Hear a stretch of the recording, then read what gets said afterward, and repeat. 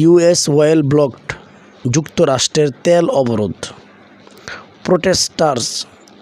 Protest বিক্ষোভ ছড়িয়ে পড়ে হাবানা হলো যে কিউবা দেশের যে শহর, রাজধানী, এটার নাম হাবানা। তো হাবানায় বিক্ষোভ ছড়িয়ে পড়ে। এমিড পাওয়ার কাটস,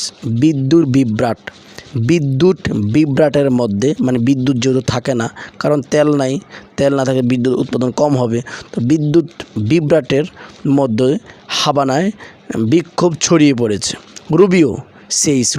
রুবিও হচ্ছে যুক্তরাষ্ট্রের পররাষ্ট্রমন্ত্রী। তো রুবিও বলেন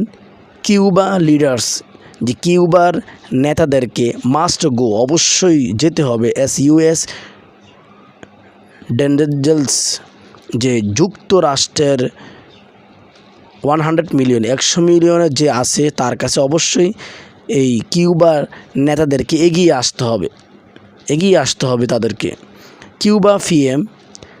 কিউবার প্রাইম মিনিস্টার, প্রধানমন্ত্রী বলেছেন রিভিউইং মানে পর্যালোচনা, প্রস্তাব, যে পর্যালোচনার প্রস্তাবের কথা তিনি বলেন যে 100 মিলিয়নের সেটা পর্যালোচনার প্রস্তাবের উনি দাবি জানান।